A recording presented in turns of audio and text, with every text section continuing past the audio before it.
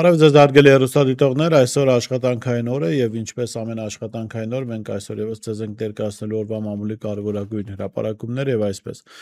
Ժողովուրդ օրաթերթը գրում է. Օրաթերթի լավատեղյակ աղբյուրները փոխանցում են, որ ԿԳՄՍ նախարար Ժաննա Անդրեասյանի դեմ բունտ է հասունանում։ Բանն այն է, որ իշխանության ներսում հատկապես կառավարությունում եւ ԱԺ քաղաքացիական պայմանագիր խմբակցությունում դժգոհ են այն փաստից, որ Անդրեասյանի ընկերուհին մանկավարժական համալսարանի նախկին ռեկտոր Սրփուհի Գևորգյանը պատասխանատվության ենթարկվեց կոռուպցիոն մեխանիզմների մեջ ներգրավված լինելու համար, մինչդեռ Անդրեասյանը կարողացավ խուսափել որևէ իրավական հետևանքից։ Այն պարագայում, երբ համալսարանում կատարվող բոլոր իրադարձություններից քաջատեղյակ է մշտապես։ Ըստ մեր աղբյուրների, հարցը բավականին երկար ժամանակ քննարկվում է իշխանության տարբեր մակարդակներում եւ նույնիսկ ձևավորվել է դիրքորոշում, որ Անդրեասյանի վարքագիծը պետք է քննվի ինչպես ԿՊ վարչությունում, այնպես էլ կուսակցության նախաձեռնող խմբի նիստի ժամանակ։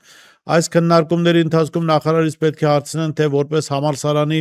հոգաբարձուների խորհրդի նախագահ ինչ 50 միլիոն դրամ է հաստատել ռեկտորի առաջարկությամբ, որը տեղ չի ասել, այլ փոխառության է տրվել անհայտ ընկերության, եւ այդ փոխառությունից համալսարանը ոչ մի ֆինանսական աջակցություն չի ստացել։ Ժողովուրդ օրաթերթը գրում է. Օրաթերթը տեղեկացավ, որ Շենգավիթի ընդհանուր իրավասության դատարանում նոյեմբերի 13-ին կայացավ Տավուշի թեմի առաջնորդ Բագրատ Սրբազանի գործով կալանավորված 18 անձանց կալանքի վերաբերյալ դատական նիստը, որը կնախագահի դատավոր Կարեն Ֆարխոյանը։ Գործը շարունակում է մնալ հանրային ուշադրության կենտրոնում, քանի որ բոլոր 18 քաղաքացիներն էլ կալանավորվել են նույն գործի շրջանակում։ Նույն օրին եւ քննության փուլում նրանց վերաբերյալ որոշումները պետք է կայացվեն միաժամանակ։ Սա ենթադրում է, որ դատարանը կանդրադառնա ազատման կամ կալանքի երկարաձգման բոլոր միջնորդություններին։ Դատական նիստի ընթացքը դիտարկվելու է որպես հավասար մոտեցման եւ արդար դատաքննության փորձաքար, քանի որ պաշտոնական կողմը բազմիցս նշել է գործի նյութերում առկա են անհամաչափ կամ չափածուցված մեղադրանքներ, հնարովի ձայնագրություններ, իսկ մեղադրող կողմը պնդում է բոլոր անձինք ներգրաված են եղել միևնույն գործողությունների շղթայում։ Այս գործը մամուլում հայտնի դարձավ որպես Բագրատ Սրբազանի 18 անմեղների պատմություն, քանի որ նրանց հարազատներն ու աջակիցները պնդում են, կալանքը կիրառվել է առանց բավարար հիմքերի։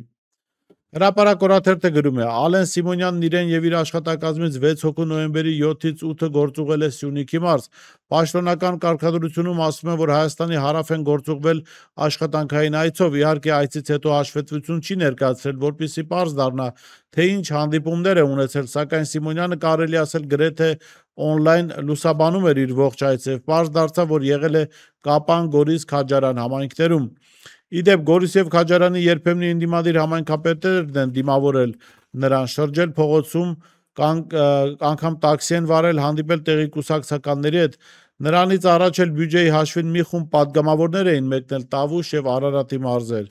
Ակնհայտ է, որ բյուջեի հաշվին ԿՊ-ականները կուսակցական քարոզարշավ են իրականացնում, քանի որ առաջիկայում ԿՊ նախընտրական ցուցակները կազմելու ժամանակ եւս ընտրիչները պետք է որոշեն ցուցակի կազմը առաջադրված ԿՊ-ականներից։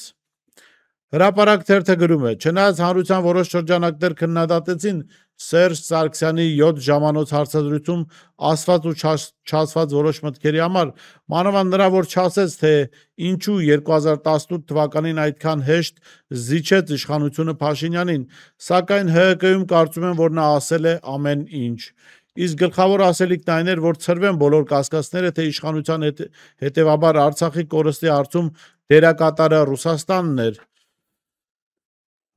որ հասկացվի հզոր ուժեր են աշխատել իդեմս Արևմուտքի եւ ԱՄՆ-ի, իսկ ամենակարևորը, որ Սարգսյանը պատմել է, թե Փաշինյանի իշխանության օրերին ՀՀ-ում ԵՄ դեսպան Սվիտալսկուն ասել է, որ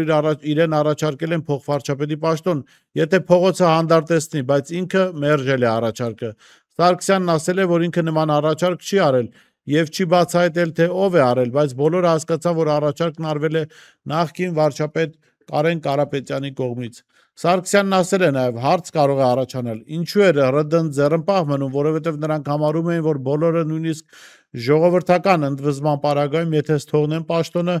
ապա այդ պաշտոնին լինելու է ռուսամետ գործիչ, իդեմս Կարեն Կարապետյանի, եւ դա մեծ ողբերգություն չէ։ Ողբերգություն կլինի, եթե Հայաստանում հակառուսական մեծ տրամադրություններ առաջանան։ Իհարկե, ինձ շատ զարմացրեց Հրապարակ օրաթերթի հոդվածը հետաքրքիր հոդված էր, նաև պետք է ասեմ, բայց կարծում եմ մի փոքր չափազանցրել են, երբ ներկայացրել են, թե իբրև թե Սերժ Սարգսյանը փորձել է ցրել կասկածները Ռուսաստանի վրայից։ Իրականում Սերժ Սարգսյանը շատ ավելի փորձեց խորացնել ենթատեքստով այդ կասկածները, տվեց Սվիտալսկու անունը, Սերժ Սարգսյանի տակտիկան է, ինքը խոսում է մի բան, հետո իր տարբեր խոսնակներ, քարոզիչներ արդեն սկսում են իբրև թե բացել իրենց տեղեկությունները ու անուններ տալ, եւ եղան մարդիկ, ովքեր հիշեցին, որ Սվիտալսկին ՄԳԻՄՈ-ում է սովորել, այ որ ՄԳԻՄՈ-ում է սովորել, ռուսական գործակալ է եւ ում պատվերը պիտի կատարեր։ Եվ առաջինը, որ պիտի արձանագրել, Սերժ Սարգսյանը փորձեց սլակներն ուղղել Կարեն Կարապետյանի ուղղությամբ եւ այդ նպատակի համար անգամ կեղծեց իր 2022 թվականի հայտարարությունը, ընդհանրապես այս 6-7 ժամվա ընթացքում Սերժ Սարգսյանը բավական կեղծիքներ արեց, ակնհայտորեն ստեր տարածեց, օրինակ մեկ այլ դրվագով ինքը պնդում էր, թե հասարակության 99%-ը 2021-ին սպասում էր սեռական կոմպրոմատի, երբ ինքը ուղղակի հայտարարել էր, որ կոմպրոմատ է հրապարակելու։ Ակնհայտ կեղծիք, ես սրա մասին իմ Facebook-յան էջում փաստերով խոսել եմ, այսինքն ինքը հնարավոր բոլոր առիթներն օգտագործեց իր վրայից կասկածները թեքելու, բայց իրականությունն այն է, որ այնքան կեղծ էր դա, այնքան անբնական էր, որ կասկածներն ավելի խորացան, հա, եւ Սերժ Սարգսյանը նմանվել էր Բրիլյանտովը ռուկա այդ ֆիլմից, այն հայտնի դրվագի կնոջը, որը ասում է «Не виноватая я, он сам пришел», այդ վիճակում էր Սերժ Սարգսյանը, դե ինքը մեղավոր չի, Նիկոլ Փաշինյանը եկավ, իրան օգնեցին, հզոր ուժերը, չգիտեմ Կարեն Կարապետյանը, չնայած երեք նաև արձանագրել էին, որ Կարեն Կարապետյանի անելիքը եւս իր մեղավորությունն է, որտեղ իր առաջին տեղակալն էր եւ առաջին փոխվարչապետն էր եւ կուսակցությունում երկրորդ դեմքն էր, այսինքն ում է մեղադրում Կարեն Կարապետյանի արածի կամ չարածի համար, հա։ Դա նույնն է, թե այսօր ցանկացած հանրապետականի արածի համար հանրությանը մեղադրի Սերժ Սարգսյանը, ինչը այդքան էլ նորմալ չի։ Մյուս կողմից մենք այնտեղ նկատեցինք Սերժ Սարգսյանը ենթադրյալ տեղի չունեցած դժբախտությունների համար համարում էր, որ ինքը մեղավոր կլիներ, եթե դա տեղի կունենա։ Օրինակ, ասում է, այ եթե մենք իշխանությունը չտայինք կամ գնայինք ճնշումների, կլինեին կորուստները մեծ կլինեին, ու բա ով էր դրա պատասխանատուն։ Այսինքն չեղած կորուստների համար ինքը պատասխանատու էր լինելու, իսկ որ եղել են կորուստներ, հազարավոր զոհեր, Արցախ, այդտեղ ինքը պատասխանատու չէ։ Ինչևէ, դրան դեռ անդրադառնալու առիթ կունենանք։ Հրապարակ թերթը գրում է. թվում էր, թե Վաշինգտոնում Ադրբեջանը Փաշինյանին քարտ բլանշ տվեց, որ խաղաղության կեղծ քարոզով 2026-ին վերարտադրվի, հետո կատարի իր պահանջները, սակայն ՔՊ-ում խոսում են, որ անգամ Բաքվում են սկսել կասկածել նրա վերընտրվելուն, ուստի ուզում են հնարավորինս շուտ ստանալ իրենց ուզածը։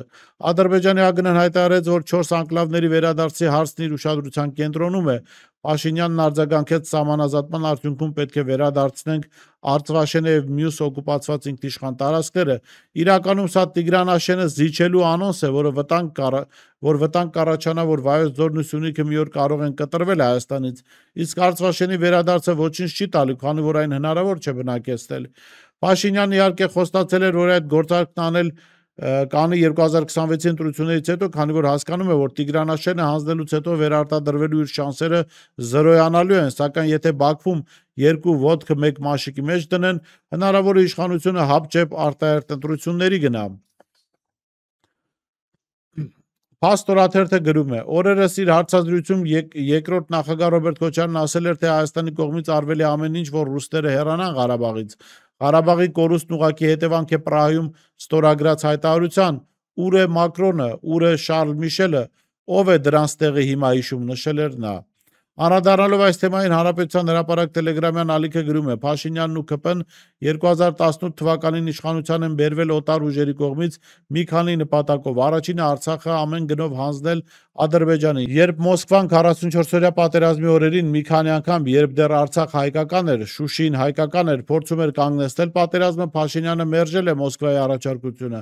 Ռուս խաղապահներն Արցախում կարողացել են կայունացնել իրավիճակը, սակայն Փաշինյան-Ալիև կուլիսային պայմանավորվածության արդյունքում Արևմուտքի հրահանգով Փաշինյանն Արցախը ճանաչել է Ադրբեջանի մաս, ինչի արդյունքում Բաքուն ռազմական ագրեսիա սկսեց Արցախի դեմ։ Փաստ օրաթերթը գրում է. Մոտ 20 օր առաջ տեղեկացրել ենք, որ ներքին գործերի նախարարությունը հանրային քննարկման է ներկայացրել բնակության հաշվառման կարգը սահմանելու մասին որոշման նախագիծ, իրավաբանների եւ քաղաքական ուժերի ուշադրությանն է գրավել հատկապես այն փոփոխությունը, ըստ որի անձը կարող է հաշվառվել իր մշտական բնակության վայրի հասցեում անկախ տվյալ գույքի սեփականատիրոջ կամ օրինական տիրապետողի համաձայնության առկայության։ Նախագծում նշվում է, որ այս դրույթը նպատակ ունի բացառել այն դեպքերը, երբ սեփականատերերի կամ երրորդ անձանց անհիմն անհամաձայնությունը դառնում է խոչընդոտ անձի հաշվառման եւ փաստացի բնակության իրավունքի իրացման համար։ Հրապարակ օրաթերթը գրում է. Օհանավանցիներից մեկը պատմեց, որ Կիրակի օրը Ստեփան Ասատրյանը Հովանավանքում կրկին պատարակ է մատուցել, սակայն ինքն իր համար դատարկ վանքում։ Նախորդ 2 շաբաթներին Փաշինյանի վարչական ռեսուրսի շնորհիվ մի քանի 100 մարդ էր մասնակցում, այս շաբաթ այնքան էլ չի եղել մասնակիցների թիվը, կարելի ասել քիչ թվով գյուղացիներ են մասնակցել։ Օհանավանի վարչական ղեկավար Էդգար Հայրապետյանը մեզ ասաց, որ ինքը չի մասնակցել պատարակին եւ տեղյակ չէ, թե քանի մարդ է մասնակցել։ Իսկ ինչ կարծիք եք Ասատրյանի մասին, ճիշտ է անում, որ իր տեղը չի զիջում օրինական քահանաներին։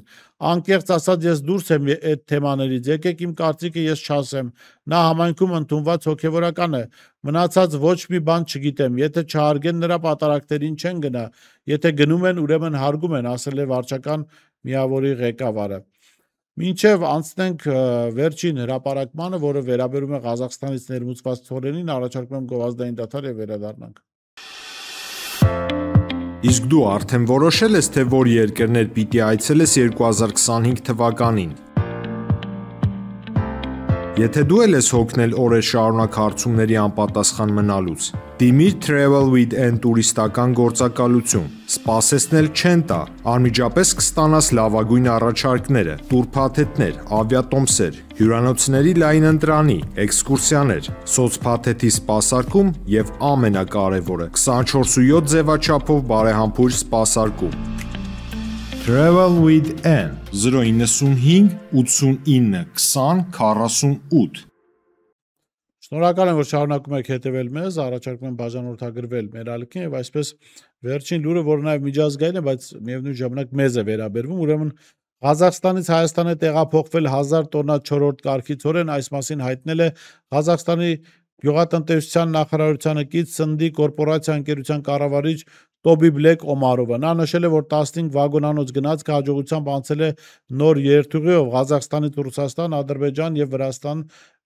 Վրաստանով դեպի Հայաստան։ Ընկերության կառավարիչի խոսքով Սնդի պայմանագրերի կորպորացիան ներկայումս բանակցություններ է վարում հայ գործընկերների հետ, որոնք հետաքրքրված են ղազախական ցորենի կայուն մատակարարմամբ։ Ընկերությունը նշել է, որ հացահատիկի առաքումները դեպի Երևան կարող են աճել ապագայում։ Նշենք, որ 4-րդ կարգի ցորենը փափուկ ցորեն է ցածր թխման հատկությունները, որն օգտագործվում է հիմնականում կերերի արտադրության համար։ Հավելանյութ հաց թխելիս, երբ խառնում են ավելի խոշոր ցորենի տեսակների հետ։ Փաստորեն այնինչ իշխանությունները այսքան ժամանակ գովազդում էին, դրա ֆոնին նկարվում էր Գևորգ Պապյանը, ընդհանրապես անասնակեր է։ Ես հասկանում եմ, իշխանության ներսում կարող են լինել մարդիկ, որոնք ոգևորված են անասնակերի ներկրմամբ, բայց Հայաստանում բարձր կարգի ցորեն է պետք հացի թխման համար եւ ըստ էության սա բարենային անվտանգության հարցի լուծման ճանապարհ չէ եւ կրկին պիտի վերադառնանք երևի թե ռուսական ցորեն մատակարարելուն կամ չդադարեցնենք այդ մատակարարումները, որովհետեւ սրանից առաջ էլ կային հրապարակումներ, ըստ որոնց մասնագետների հրապարակումներ ղազախական ցորենը այդքան էլ հարմար չէ մարդու համար նախատեսված սնդի արտադրության մեջ օգտագործելու համար, այնպես որ իշխանությունները երևի թե դադարեցնեն այս գովազդային արշավը եւ չփորձեն Հայաստան ներկրված անասնակերը ներկայացնել որպես բարենային անվտանգության խնդրի լուծման այսպես ջանքեր, որոնք ներդրվում են իրենց կողմից։ Այսօր այսքանը, կհանդիպենք վաղը։